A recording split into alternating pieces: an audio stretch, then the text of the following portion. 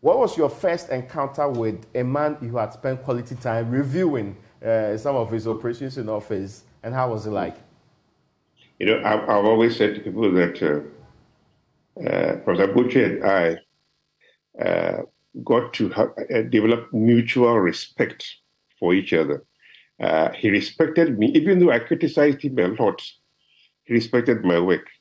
In the end, we became, I wouldn't say friends, but people, we knew each other very well and could discuss things in a very clear manner.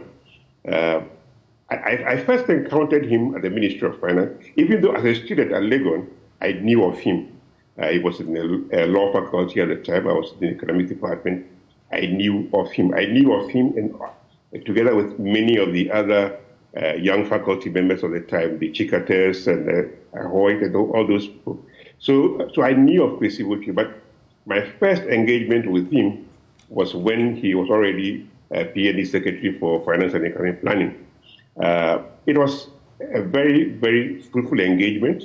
Very often when we had events at the university that required input from the ministry, we made contact with him, and he was always available to work with us, chairing events, speaking at events, and so on.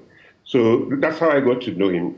I had a chance to do a book on the performance of the economy of Ghana, look at the miracle and the mirage.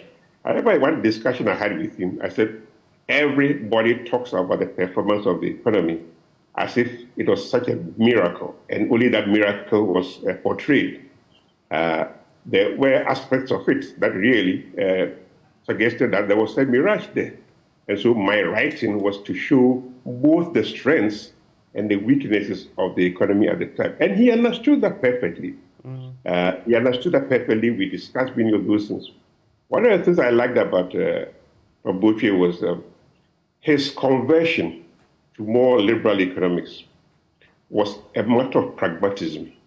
He knew that to save the economy of Ghana, there was very little time and opportunity for us to be ideological. So he knew that.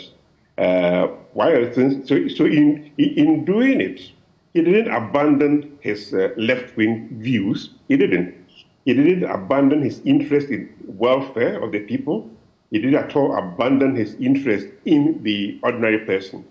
That is why, in the middle of the reform process, that's why we're pursuing the ERP, the Social Adjustment Program, as a result of calls for some intervention to make things easier for the average person or poorer people in the society.